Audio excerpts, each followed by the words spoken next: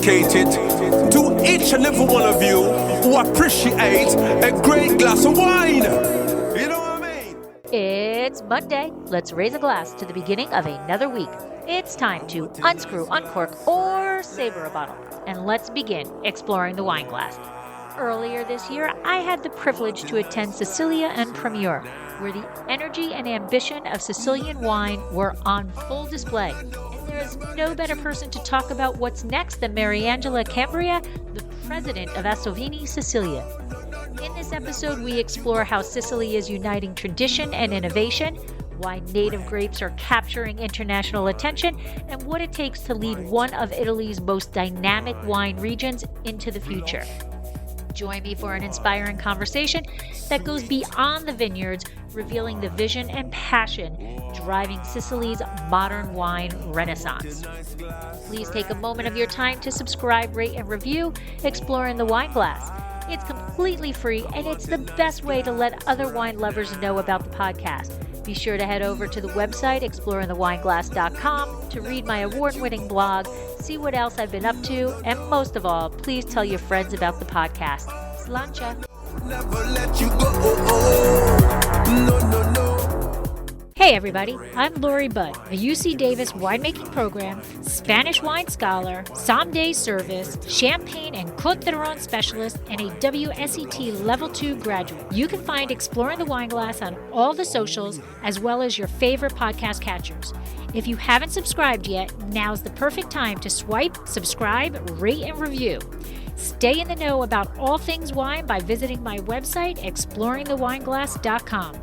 I promise I'll never tell you what to drink, but I'll always share what's in my glass. You are so special, even in the Bible. Hello, everybody. Welcome to another episode of Exploring the Wine Glass. I am so excited here because if you've been following my travels, you know that I spent an amazing week in Sicily, which I think was almost a month ago now. Good, time is flying by. And it was such an incredible experience to be in this region and really learn what the wines are about, but really more importantly than the wines, what the people are about and what their passion for this wine region is, and the traditions that have been carrying on for generations. And today I am excited to continue that journey. And we have Mariangela, from the president of the Assovini Sicily, here with me today. And we're going to go over exactly really what this program is about, why we had this incredible week in Sicily, and learn more about what the goals of this association is all about. So welcome, Mariangela. Thank you to invite me for this podcast to speak about my Sicily and my association. I have to tell you, before we get started, I truly was blown away by, first, the beauty. Landing into Sicily, I have to honestly say, I never take a window seat. I always take an aisle seat, but I had a window seat and I was so happy I did, because flying in just started the whole trip off with how beautiful the region is. And then meeting each of the people. This program was so well organized. Everything. Thank you. Thank you. It was incredible at how organized it was and how fantastic of an experience it was. So I'd like to start off with thanking you for allowing me to have that. Thank you. We are actually approaching 2 years since you were named president of Assovini Sicilia. And what inspired you to take on this leadership position? And what are some things that you have learned in these 2 years? I started to work in Assovini when I was young, because I started in like a vice president 11 years ago. Oh.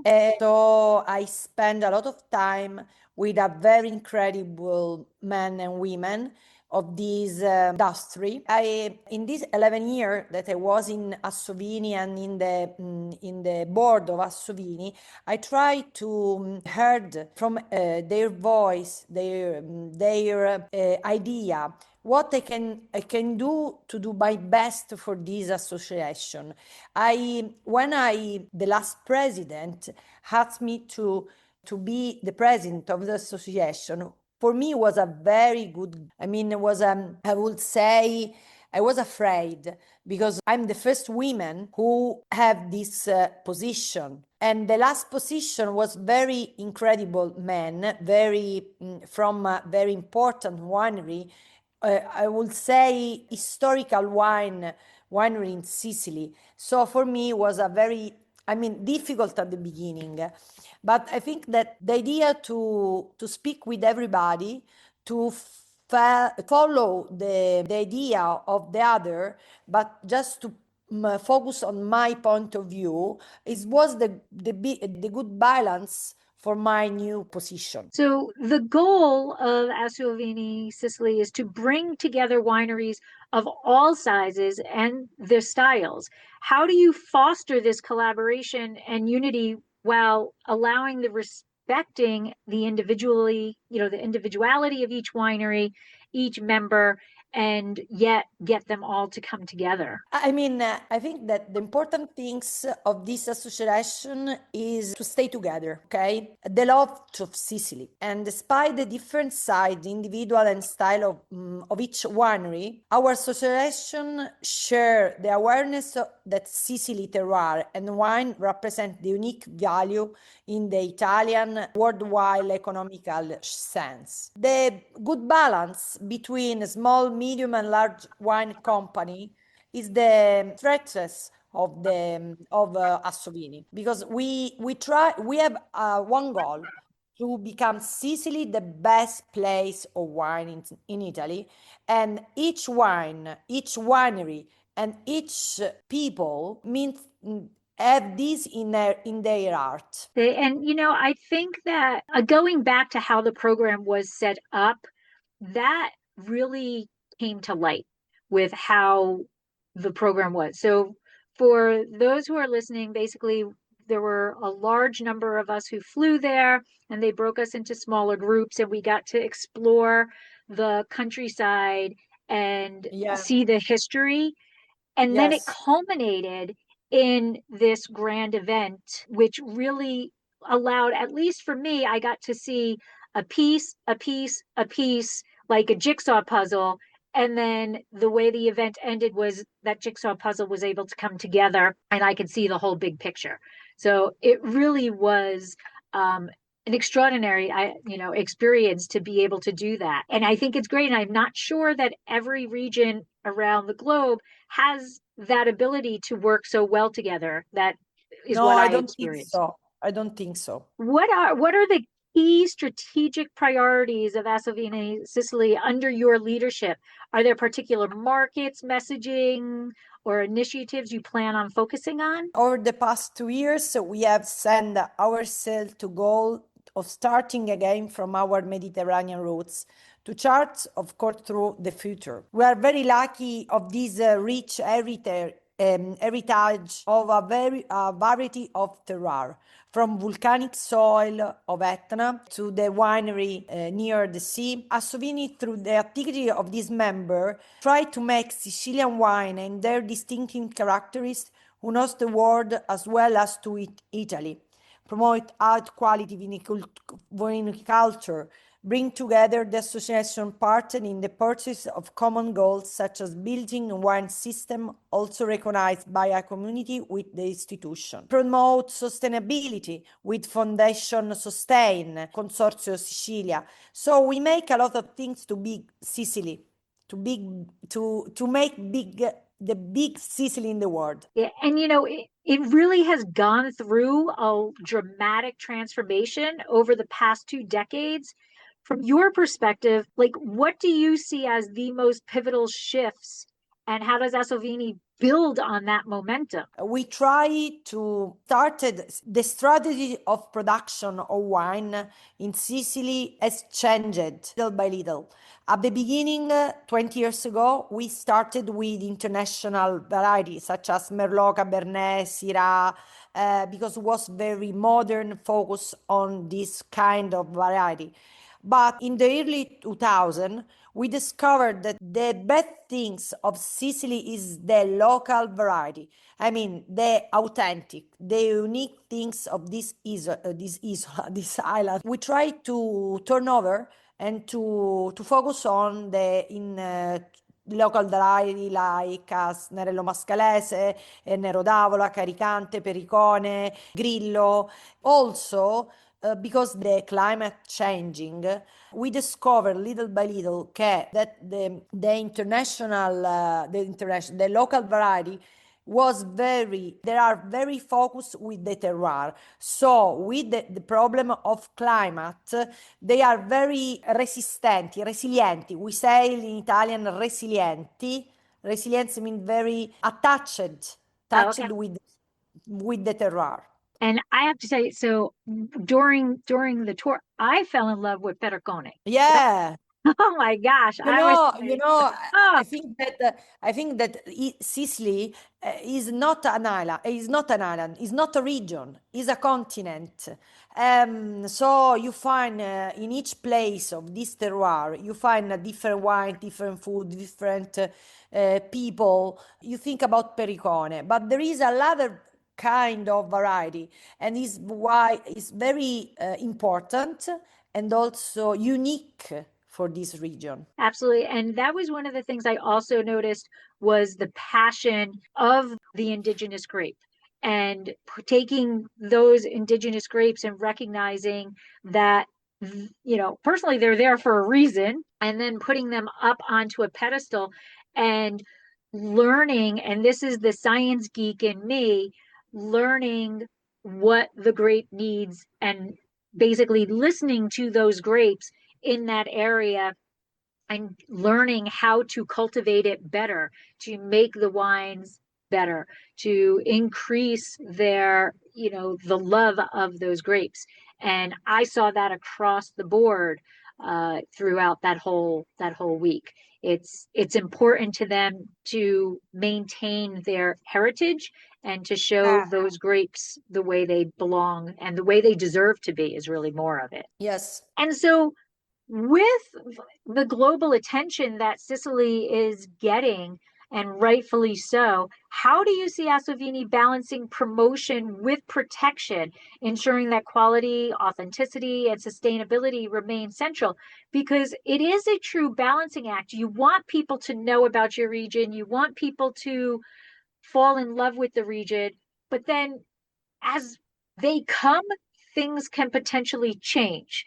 And we see that a lot in the United States. You have these smaller wine regions that are, so wonderful, and then they become boom, they blow up, and then everybody comes in and they start to kind of lose their self. So how do you see Assovini balancing that promotion and the protection? But I mean, I think that Assovini make a good balance between these three things: quality, authentic, sustainability. But Sicily it wasn't quite difficult to tell a story of Sicily about this, because quality, we make wine. We in the past maybe it was difficult, but now most of the winery make a very quality wine from Marsala to Etna. Okay, so it's like we are very proud to show the quality of our wine. Maybe because at the beginning we have to say thank you to the big winery in Sicily like Tasca with Donna Fugata, Planeta, who try to go abroad and to tell a new story of Sicily, a new vision of Sicily. Authenticity, I would say that Sicily is a very authentic region. If you come in Sicily, you can see. You saw Sicily. You saw the Sicilian people. The Sicilian people are authentic. You don't say lie from a Sicilian people. You see what you see. I mean, do you know what I mean? Yes. Okay. Yes. Yeah, of course. There is a lot of problem in Sicily. I mean, but there are the other thing that can cover the problem of Sicily. Sustainability. The climate of Sicily is quite good. It's quite difficult to sustainable. Yes. And that is kind of, I don't want to use the term buzzword because to me, buzzword is something that just becomes popular but doesn't really mean anything. But it is a buzzword that it's so important. But on the other side, it is important and it is being followed through there. Everybody I spoke to were, that was in the forefront of how they were running their winery and how they were concerned about, making the best wine while helping the environment and the grounds and the soils be, there for the next generation, basically. Yes. And with that, these types of things, learning how to farm more sustainable, learning how to be that regenerative and to make the best wine that you can. And, we all know in the wine world that Mother Nature is by far the queen of everything. She is in charge, and it's never a recipe from one vintage to the next because Mother Nature changes things up for you.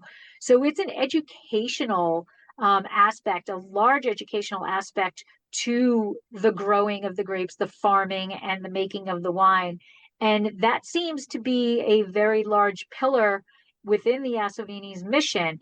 There's so many articles that are out there that, or sharing the information with the younger generation. How are you planning to connect with younger consumers? Because this is across the board, seems to be a concern that the younger generation is not drinking, and the older generation is kind of drinking out. They're drinking less. Yes, it's quite difficult. I mean, because the language in the past of wine was very difficult, very it was like an university language, Mhm. you know?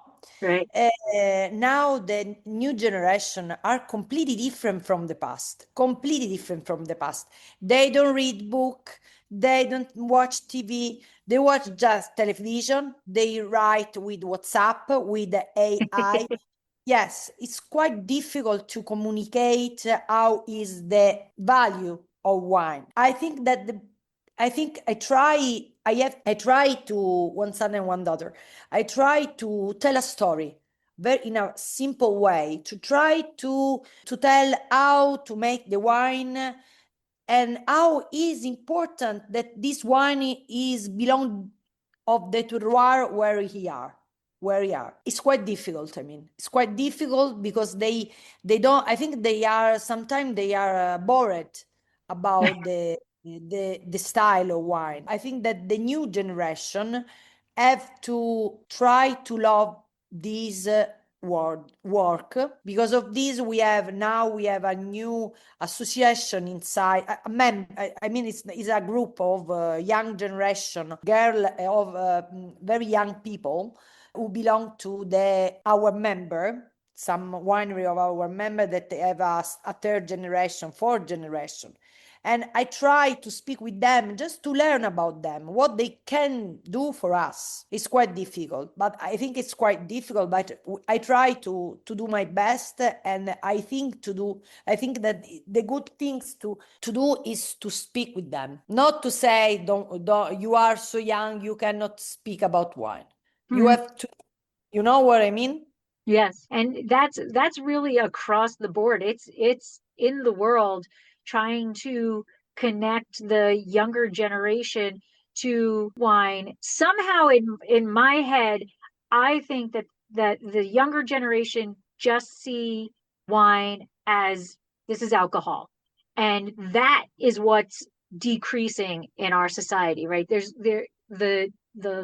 less and less of we're going to have to go drinking, right? They like their mocktails. They like their experiences more so.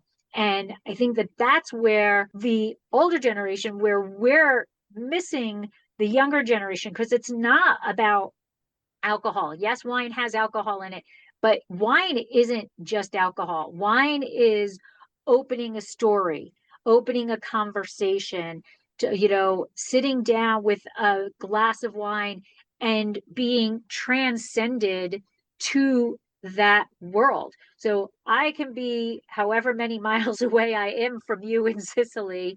And if I open a bottle of wine from your region, it brings me to your region. When I taste the wine, I can taste the soil, I can taste the environment. And I think that that's where, the older generation is missing, the disconnect with the younger generation. And the younger generation is missing that. They're not grasping that. It's not just about drinking and getting drunk. It's not that at all. It's about experiencing that community, experiencing your region. And I agree. I think it's a difficult thing, but Assovini is doing that with the younger generation, Yeah, trying to it's talk true. to them. Yes, I think that the important thing is to talk. Yes, keep that conversation, the dialogue Yeah. open. Absolutely. And now your indigenous grapes there in Sicily are truly what makes your region so compelling. And as I said earlier, I fell in love with Pericone, and there'll be more about that coming soon. But how is Assovini supporting the preservation and promotion of native varieties, such as that Frappato, the Nero Diavola, the Caricante, and my new love, Pericone? I mean, just 3 words about this. I think the important thing to porting the preservation of this variety is to focus and to focus each variety in each place of this island.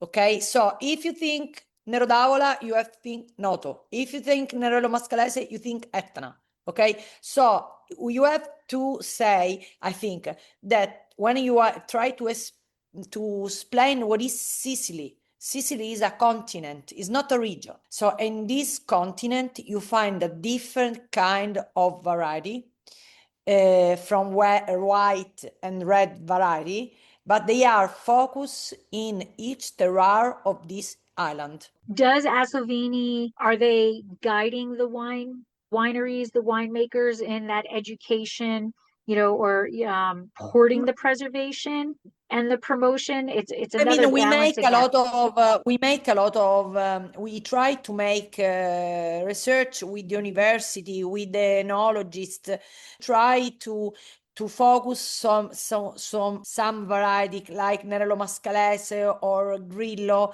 to do our best to study this variety also with the climate changing. That's yes, another thing. Just as you think you've got it, now climate change is coming and something changes with it. Yeah, It's everything it's is changed.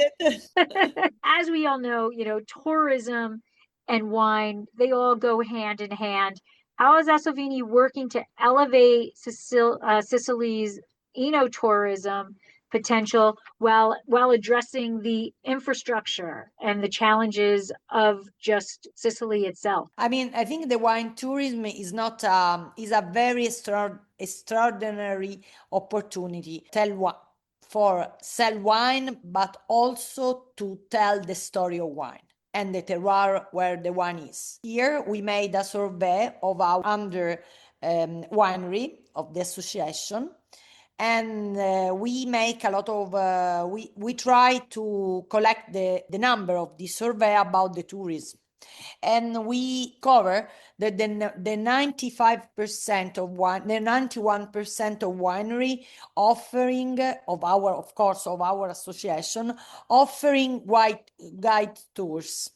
I mean that they make wine testing, and also most of this winery, I would say they're not focused just in the testing of wine, simple degustation, simple testing, but they try to open the door for the guest to discover all the products, all the process of wine, but through art, through music, through yoga's retreat, everything, just to try to do something different and to try to find new clients. I mean, maybe the young generation too. I think when the people come to the winery, they have to be involved in all the story of the winery. So it's not important to have a sommelier or something very study, wine study. They like to have a story, very passionate story. Yeah, I think that, I think back to when my husband and I first started getting into wine. Every winery all you did was you got a tour of the winery. And they're like, okay, welcome. This is our winery. And then, all right, this is where we crush. This is where we destem. This is tanks. This is this.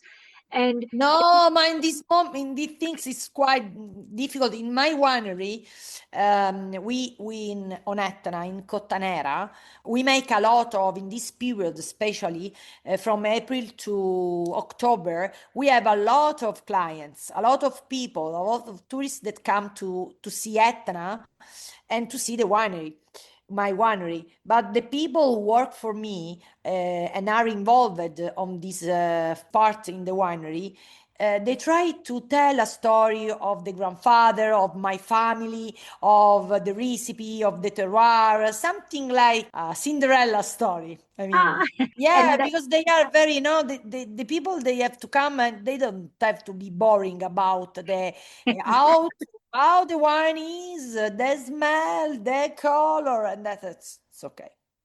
exactly. That's what I say. Is like there's only so many tanks somebody can look at before they're like, okay, that's a tank.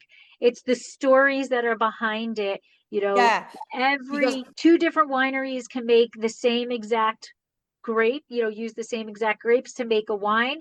And if they are, they're on two different terroirs, therefore those same exact grapes are going to taste different as a finished bottle. But more importantly, the people who are making it in winery yes, A have a different philosophy of winemaking, wine approach, all of this, the soils, where the other winery doesn't, so they're both equally wonderful wines, but they tell different stories. And that's what is wine. So leading one of Italy's most important wine associations while still managing your own winery, I cannot believe that that is an easy task. You must be so busy. So how do you balance those dual roles, and what does success look like for you in both realms? I mean, maybe I think that the important things to have these two roles is to try to work with my staff in the winery and Assovini. I try to demand them most of my life. I mean, because I'm a mom, I have a family too. So I try to work in a team because for me it's like a soccer team, a winery and a Assovini too. When I start 2 years ago and I accept this role, I think I don't want to be alone. I need each of you to do our best for Sicily. I know it's quite difficult because I live in Messina, Assovini is in Palermo, so I have to travel. My winery is on Etna, but I mean this is the life. For me, it's like I cannot stay on holiday. I mean, I like to speak with the people. I like to learn from the people. So I like my job. I like to work for my winery, but in the same things I like to work with Assovini in Assovini. Yeah, you do live a busy life. That's a Yes, lot. very busy, That's a lot very of balls busy. up in the air to Yes, juggle. very, very busy, very busy. But that's what Yes. keeps you young. Yes, why not? Sicily En Primeur is a showcase for the island's diversity. What role does this event play in shaping international perception? And how do you see it evolving in the future editions? What number was this one was this 25? 25, yes. Yes. Okay. So how do you see it evolving into the future? And what do you see as we move on to 26 and then some? I think that this is will be my last year of Assovini. I try to think about something new for this edition. Last year was the same, but the important things of this tour, I mean, this manifestation, this event, and is the idea of a different Sicily in each place, the different wine. It's quite difficult to change the event because all the time the journalists that come, they like to come in this way because they have the chance to see Sicily at the beginning, at the first day, and after they have the chance to drink all the wine or prescription of the terroir of Sicily. Maybe the idea to stay less day, but if we try to cut the event, they cannot see Sicily, and it will be just a testing, that's all. The formula, I mean, of Assovini, of Sicilian En Primeur, I think it's one of the best events in Italy of wine. Well, I'm going to go one step further and it's one of the best events. How it was run truly allowed me to experience the region, and the terroir, and to physically taste the difference as I traveled across Sicily.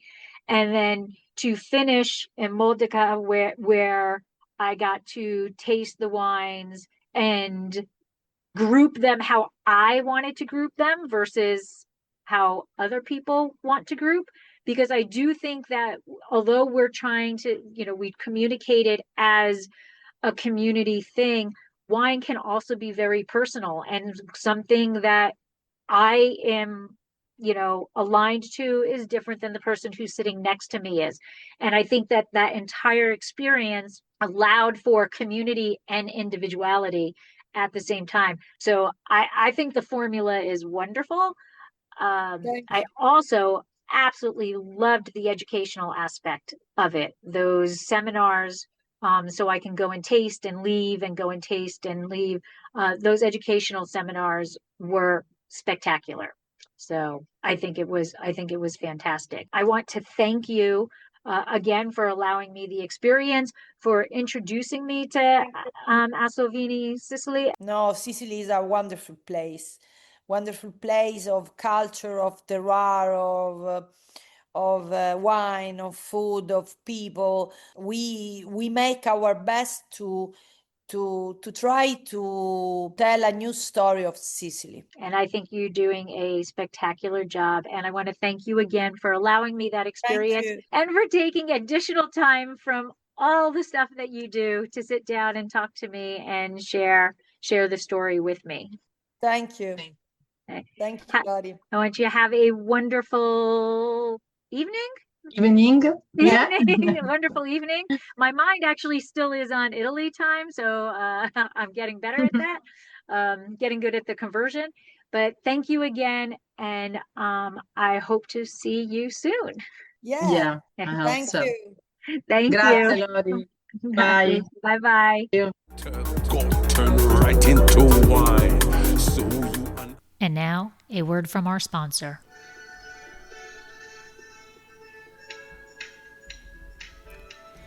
Dracaena Wines loves to give back. There are so many fur babies that deserve to find their forever home. We would love to be able to help as many as possible. If you are part of a nonprofit organization or know of a nonprofit organization that would like to hold a fundraiser, please contact us at contact@dracaenawines.com or visit our website, dracaenawines.com, to fill out the form. How does the fundraiser work? It is super simple and costs your group absolutely nothing. Together, we will choose a month that your group will be sponsored. During the month, you promote the fundraiser just like any other event you'd hold. At the end of the month, we will donate 20% of the sales to your organization. The donations will be made in the name of each individual who purchased the wine so that you know exactly who helped the animals. Our goal is to raise as much funds as we possibly can and to help as many animals as possible. So please help us help as many fur babies as we possibly can. I can feel the vine. That was no brandy. This has been another episode of Exploring the Wine Glass. Thanks for listening. If you have suggestions on what topics you would like me to discuss, please reach out on social media. You can find me on Twitter, Instagram, and Facebook as Exploring the Wine Glass. I am also on LinkedIn as Lori Hoyt-Butt. Of course, you can always email me at exploringthewineglass@gmail.com and sign up for my newsletter at exploringthewineglass.com. If you enjoyed what you heard, please rate, review, and subscribe to help others find me more easily. And most importantly, tell your wine-loving friends, because if you like the podcast, they will too. Podcast music is Wine by Kevins. Until next week, Slainte.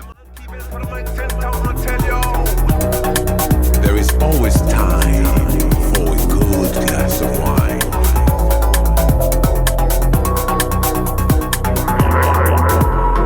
No, no, no. Oh, no, no, no. Never let you go. Oh, oh. No, no, no. Never let you go. Oh, oh. I want a nice glass right now.